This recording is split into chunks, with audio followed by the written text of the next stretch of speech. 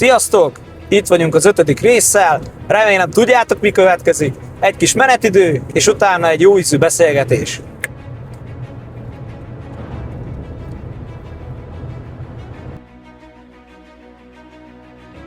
Bizony, ismét füzes gyarmat. Számtalan látnivaló, egy jó fürdő, és kivételesen jó íjászok otthona. És hogy kivel fogunk találkozni a tábla után? Ez hamarosan kiderül. Meg is érkeztünk Füzesgyarmatra, itt ül velem Kovács Andrea, a következő beszélgető partnerem. Andrea, kérlek, egy pár szóban mutatkozz be a nézőknek.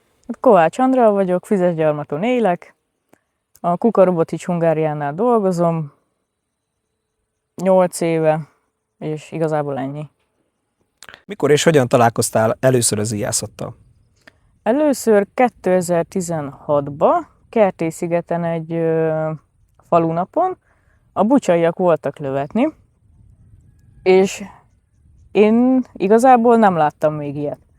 Nem tudom miért, de régen nem volt ennyire elterjedve. Oda mentünk, és mondom, én nekem ezt ki kell próbáljam. Kipróbáltuk, és úgy döntöttem, hogy ezt meg is kell tanuljam. Meg elvarázsolt. Igen. Teljesen magával. És akkor hogyan kezdtél bele az íjászatba? Vagy mikor? Erre rá? Ebből kifolyólag már Ebből kifolyólag elkezdtem járkálni edzésekre. Egyesületet alakítottunk, és így lett egy ilyen... Szóval nem is egyből bementetek egy egyesületbe, hanem alakítottatok. Igen. Igen, ez elég profi, rendben van. Mit szeretsz a legjobban az íjászatban? Az, hogyha célzok, megszűnik körülöttem a világ, és csak én vagyok, és a cél. Megtanította a türelemre, a kitartásra, és sok minden ilyen dologra, ami nekem eddig nem volt. Igen, ezekre ez nagyon jó. Mik a legnagyobb eredményed az íjászatban? Európa-bajnokság, első helyzet lettem.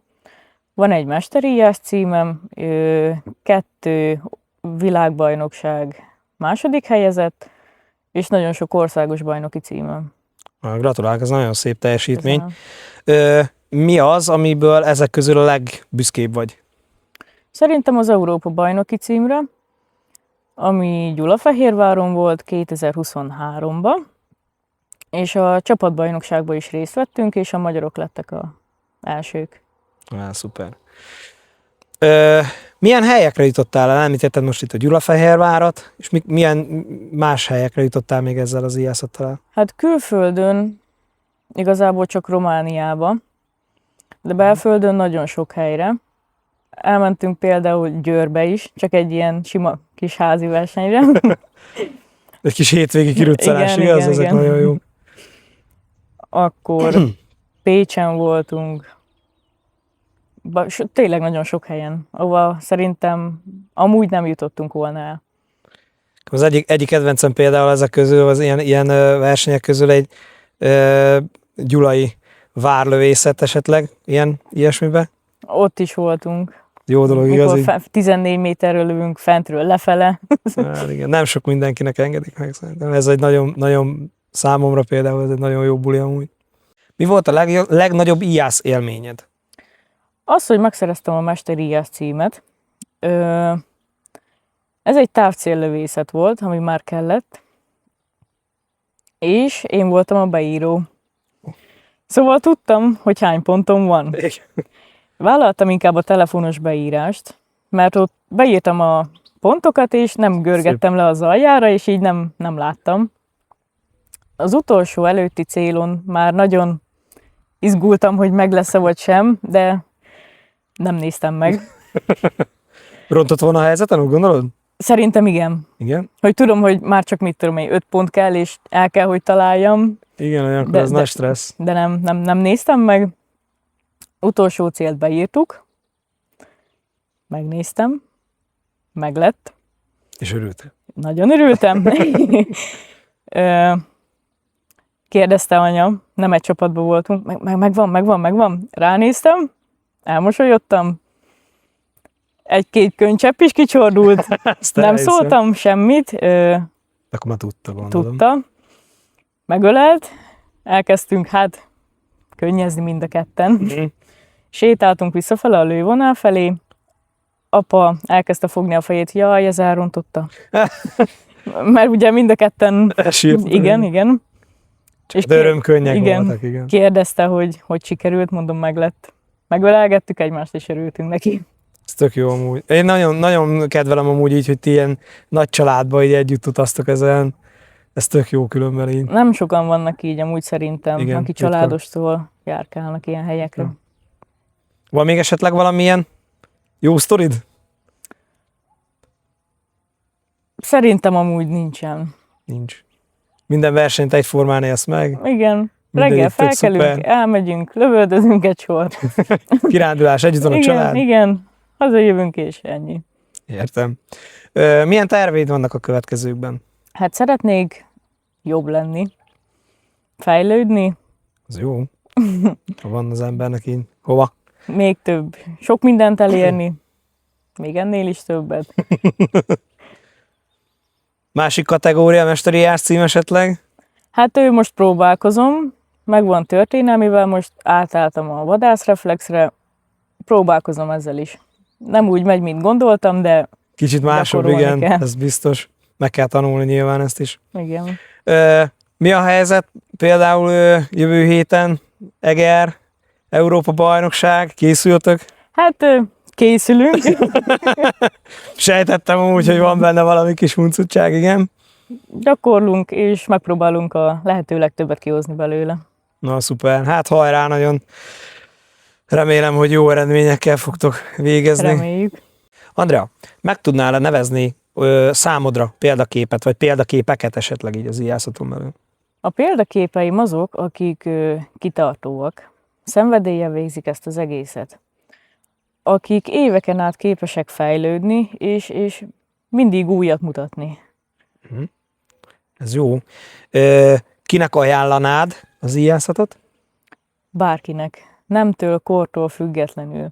Sok olyan szülőtől hallottam, hogy aki van egy hiperaktív kisgyereke, igen. Elkezdett íjászkodni, az órán oda tud figyelni. Türelmesebb lett, koncentrációja is jobb lett. Szóval tényleg bárkinek. Igen, itt ennek az íjászatnak tényleg van egy ilyen nagyon jótékony hatása. Tehát én is sokszor hallom azt, hogy kifejezetten olyan gyerekek, akikkel nem nagyon lehet úgy mit kezdeni.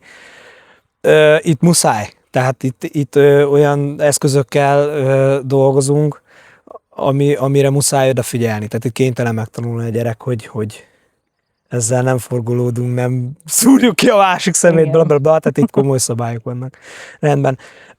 Meg tudnál nekem esetleg nevezni olyan személyt, akit te szívesen látnál mondjuk a te helyeden egy következő műsorunkban? Hát szerintem van egy pár, akit én itt el tudnék képzelni. Kíváncsian várom. Az egyik már volt. Igen. Piroska. Piroska, igen. Akkor Kocka Laci, ő is volt. Akkor el tudnám képzelni itt Nahóczki Petit. Péter. El tudnám képzelni Emőkét. Szalma Józsit például. Olyan embereket, akik értek el valamit. Értem. Megfontolandó amúgy, jó nyomon jársz, nagyon. Az a helyzet, hogy te most a Veszőkeresők című műsorba szerepelsz, ugye? Tehát megkérnélek, hogy így a végén kérlek nyújts át nekünk egy veszőt a sajátjaid közül. Nagyon szépen köszönjük, hogy elfogadtad a felkérésünket. Én köszönöm. Örülünk, hogy egy jót tudtunk beszélgetni. Ez volt a Veszőkeresőknek az 5. része Andival, és remélem, hogy nagyon várjátok már a következőket, és hát sziasztok! Sziasztok!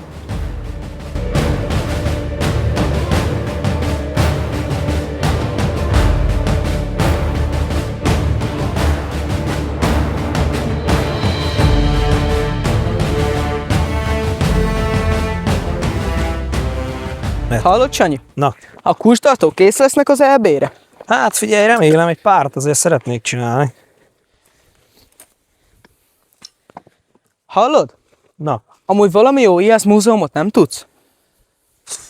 Hát, tudok egyet, de az Butánban van. Én szerintem az életben nem jutunk oda ki. Ó. De tudod mit?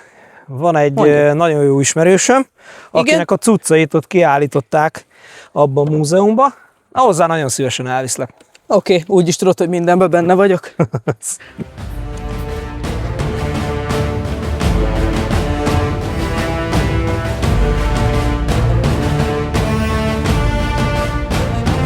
És amire a legbüszkébb vagyok, az Európa-bajnoki oklevél és az érem. Itt hátul van még egy pár világbajnok második helyezett érem, meg vannak még ilyen kisebb versenyekről is.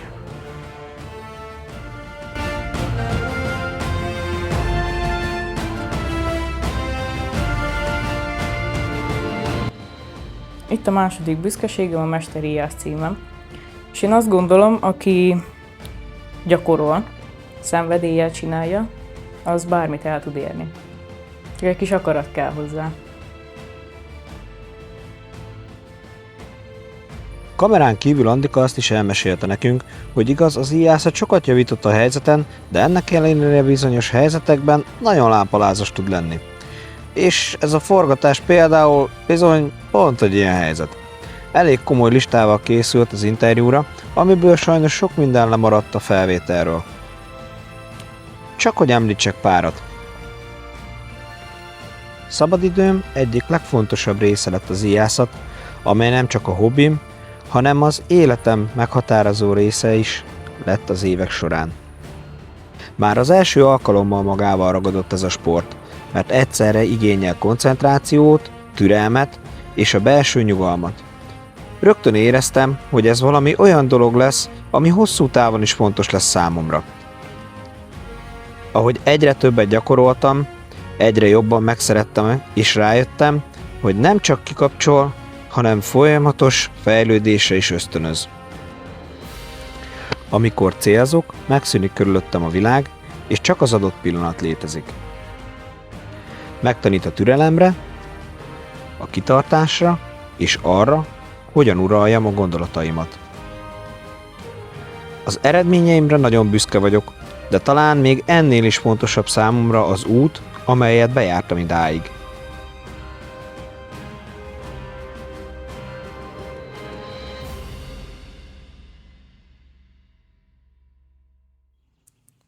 A visszajelzéseitek nagyon fontosak számunkra, és hogyha nem tettétek volna még meg, jöhetnek a lájkok, a megosztások, iratkozzatok fel, valamint bátran kommenteljetek a videóink alá, az eredeti YouTube videóink alá. Hamarosan jövünk a következő részekkel, addig is sziasztok!